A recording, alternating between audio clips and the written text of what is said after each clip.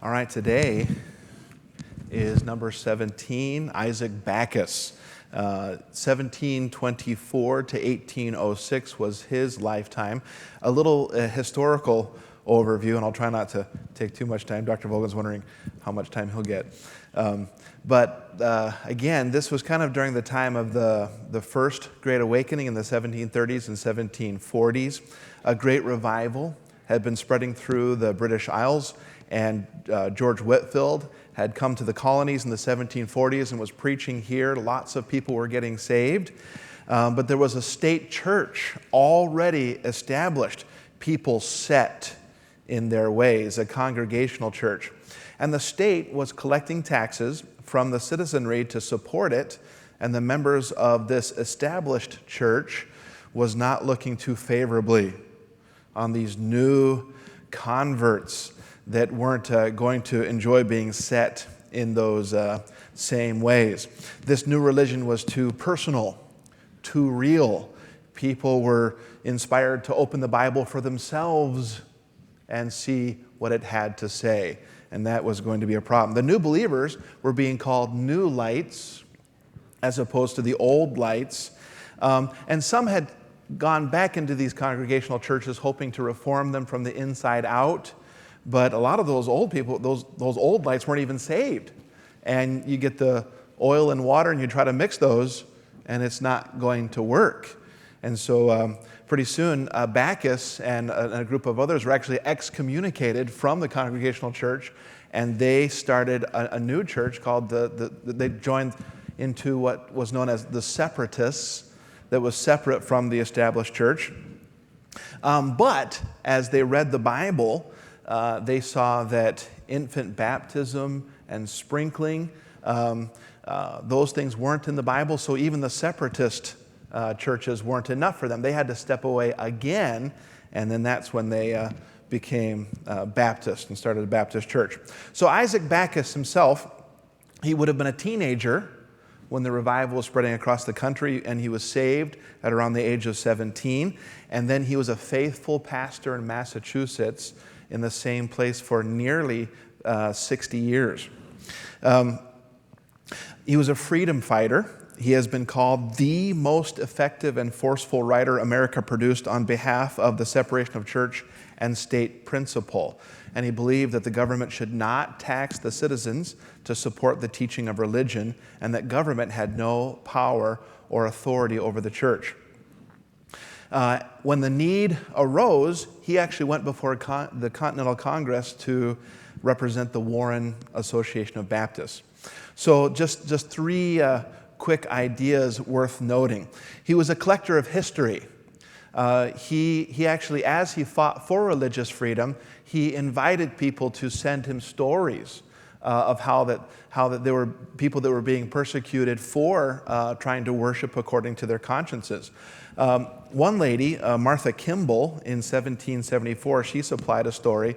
She said, "During a cold winter, about 9 or 10 in the evening, I was taken prisoner, carried by the collector away from my 3 small children to be placed in jail. The night was especially cold, and so she was eventually coerced to pay this ecclesiastical tax, this church tax."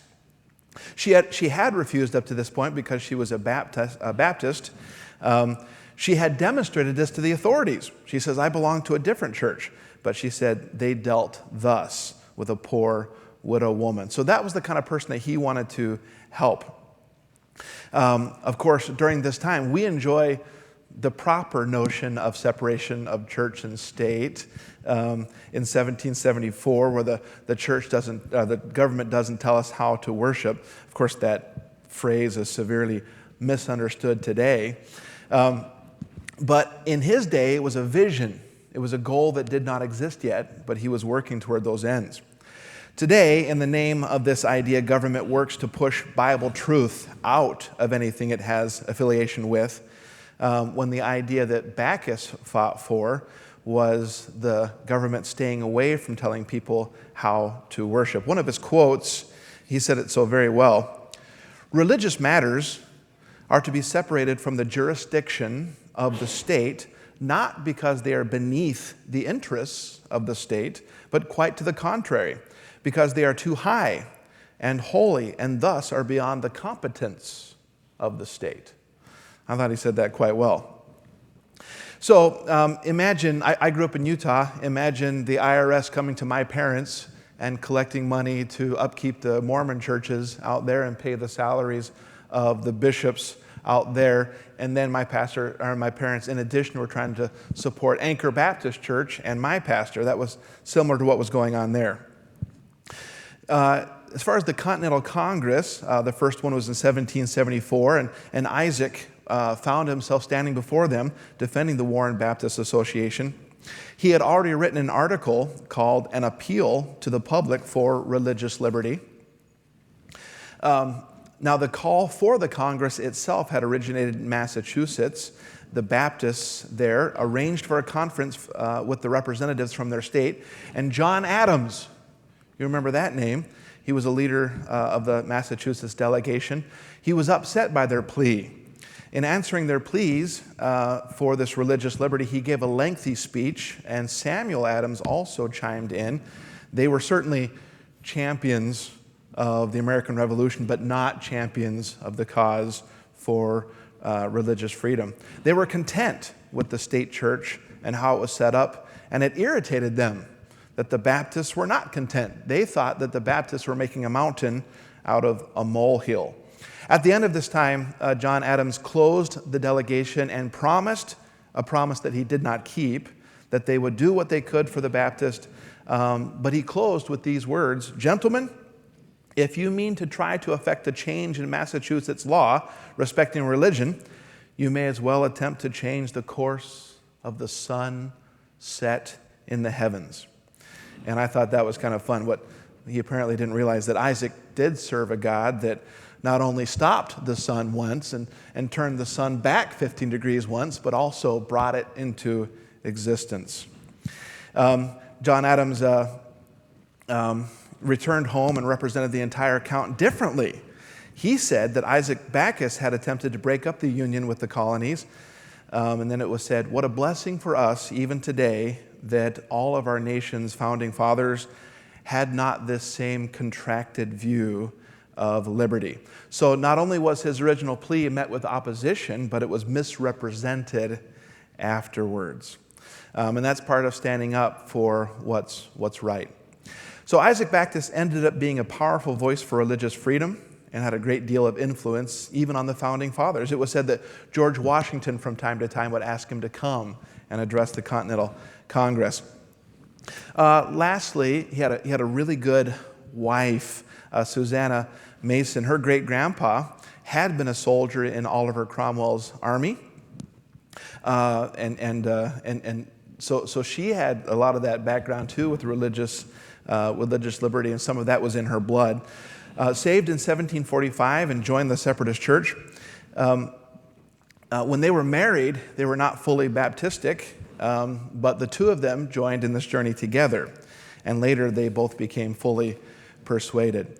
At their wedding in 1749, he said, and again, it sounds like here a little bit, it reminded me of Friday night when Pastor Armacus was talking about, now this is a solemn, this is before you, but this is mainly before God. And so for him, there was some merrymaking in Massachusetts in those days, and he says, I want my wedding to be far more serious. This is solemn, and it's before God. I thought that was pretty interesting. He said about his wife, she was very capable and thrifty. She raised 9 children, and a lot of that responsibility fell to her since he was traveling a lot, promoting religious liberty, and when he was home, much of his time was tied up with his pastoral responsibilities. But she was a very good woman. Isaac said of her, "Her prudence and economy did much toward the support of our family. Her exemplary walk and conversation caused her to be highly esteemed by her acquaintances in general. In several revivals of religion among us, and in one just before her death, she most heartily rejoiced and was much engaged." She actually had a very painful and debilitating illness. And the older we get, the more we find out how much our spirit and our flesh are connected, huh? It's hard to have a good spirit when you're hurt. For her, she didn't allow that illness to define her. One of her quotes was, I am not so much concerned with living or dying as to have my will swallowed up in the will of God. So she was a tremendous help to her husband, Isaac Backus, and his wife.